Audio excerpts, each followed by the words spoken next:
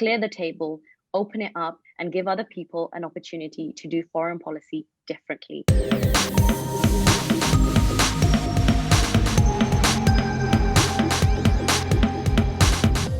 So today we are so excited to be starting these leadership lessons, and today's event is really special. We're hosting this conversation today with One Young World and the Obama Foundation. My name is Liz Alarcon. I'm a One Young World ambassador representing Venezuela, and I'm also the founder and executive director of Pulso, a social enterprise that focuses on serving the Latino community here in the US. I could not be more excited for today's panel, where we are going to be hearing from leaders who are each working in the heart of foreign policy and diplomacy. They're gonna be shedding light on their careers. They're gonna be sharing with us how they've navigated complex circumstances along the way, and how hopefully they will be able to inspire you watching and joining us today to pursue this line of work, which is very vital to all of our countries. So we're just going to dive right in.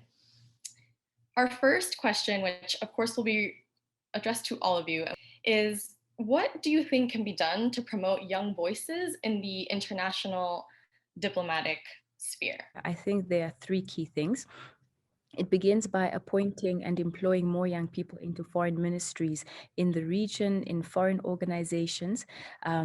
It also talks to an issue of internships, and not only internships in government, but what I'm seeing is an evolution where you can work in organizations and institutions outside of the traditional foreign affairs scope, international organizations, multilateral agencies, news media organizations, political parties, and think tanks. They all have a role to play in foreign policy as it evolves. I'm of the view that young people need to be in the diplomatic and foreign service spaces for one particular reason. Our voices are the ones that are critical to bringing change in the future. Foreign policy, for me, represents that change on a national scale in multilateral fora.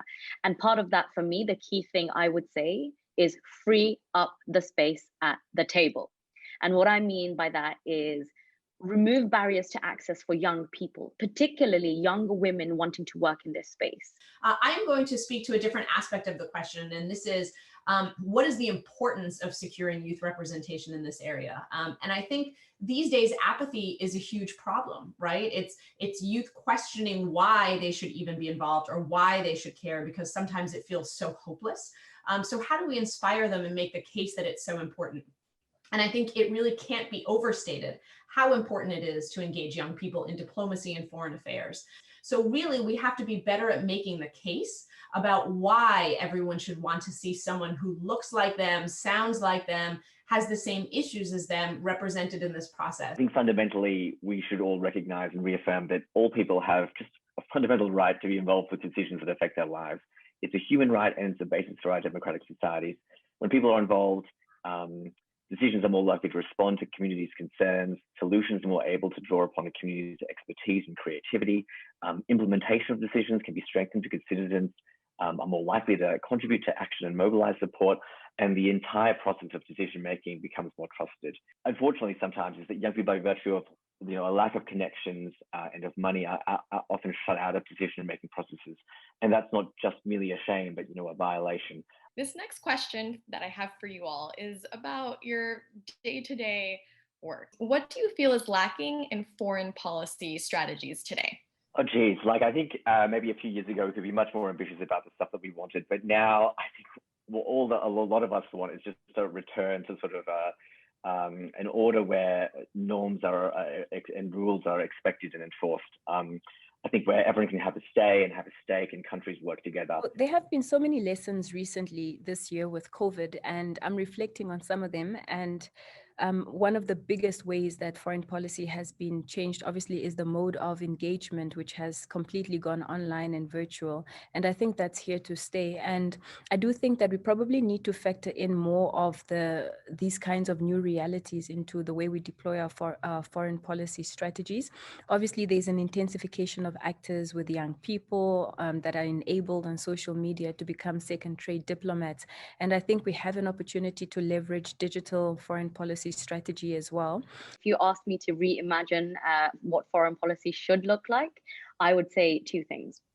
Pre-COVID, a feminist foreign policy model is what I would personally love to advocate if I was the chief foreign secretary of my country, just because I think this is a model that has been tried and tested by states like Canada and Sweden, and are really doing a good job at bringing representation. The first answer that I gave you: clear the table, open it up, and give other people an opportunity to do foreign policy differently. And if you ask me what foreign policy in the COVID time looks like, well, Desri touched upon it, and that is looking at it from a digital perspective. What's lacking today, what we need to sort of recenter on, civility, respect, patience, compromise. And again, you are coming at a negotiation from different perspectives, right? And as Desri said, you have national interest at heart, but that doesn't mean, my country and my country alone.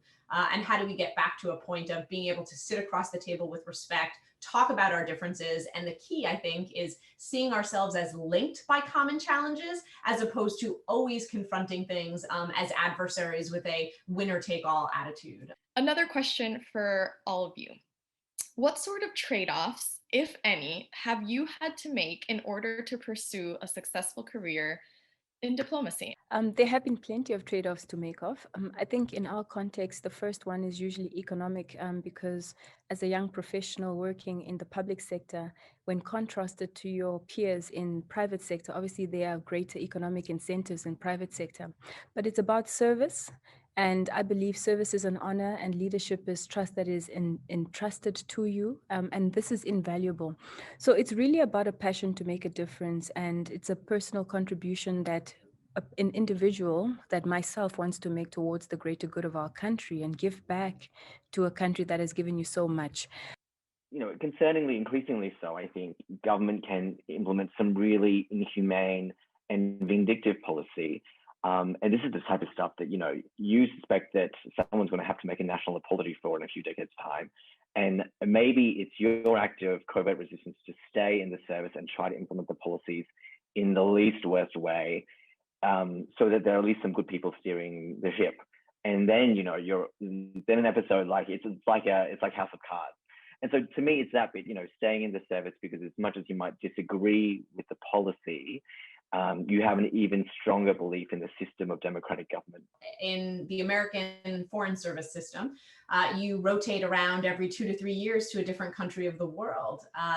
And at a certain point in your life, if family is something that interests you, there is clearly a trade-off that needs to be made. If you have a spouse or a partner that has career concerns, as your parents or loved ones begin to age, and you have to think about elder care concerns, as you have children and need to make decisions about their future. For me, there are two things. The main struggle, in addition to what my colleagues have already said, is that the traversing that line between the political and being the objective. As a diplomat, you are the objective, but you answer to political masters. And often they ask of you things that just won't play in a negotiation table. And you have to get very creative. And you also have to ask yourself, how can I not cross the line? How can I continue to follow my code of conduct, but also give my principal, give my prime minister, my president, or my foreign secretary the outcomes that they are wanting to? So that has been a personal challenge, and learning that is every day a delight and also a struggle, because you are continuously balancing the political and the non-political and being that conduit between nations and multilateral institutions. This next question that I have for you all is about your day-to-day work. And I think you all talked about how complex and nuanced foreign policy is. And so given that, what is your approach to negotiating difficult diplomatic matters? I have learned in this job to forge consensus and to build bridges by putting myself on the other side of the table and understanding the premise and the context of the opposing views, with a view to build empathy. Our societies are more and more polarized across political, ideological, religious, racial lines. And this can be reflected at the world stage. So in as much as it's about a matter of principle, when we get into negotiating difficult diplomatic issues, it's also always about national interest. And to this end, I think it's really important that we can deploy effective negotiation and persuasion skills. My approach to negotiating diplomatic matters starts with studying history. I think it's almost impossible to enter a negotiation if you aren't a student of history, and Fatima touched on this a bit. Whether you're negotiating with friends or adversaries, it is imperative to come to the table understanding the context in which your counterpart approaches the negotiations. And I think an important distinction and clarification and nuance here is that you do not have to agree with their perspective. Studying history, understanding, putting yourselves in your counterpart's shoes does not mean you are agreeing with their perspective or their history or their understanding of where the situation is. But if you want to make progress, I think it's critical that you understand what it is. My personal approach to diplomacy, and again, diplomacy, there's not a one type of equation that works. It really depends on personalities, and it really depends on building rapport. And for me, a lot of it is about listening. When it comes to, the UK on the international stage, I, as a representative of Her Majesty's government, my approach is to listen. My approach is to understand where my counterparts are coming from, and also recognizing that actually with listening, that if you listen to your counterparts will listen to you. It's been fantastic to have you with us and to have you share your work and your time and your insight. Thank you all for joining us today. And we hope that this session has provided you with actionable and inspirational advice that we can all use during this time.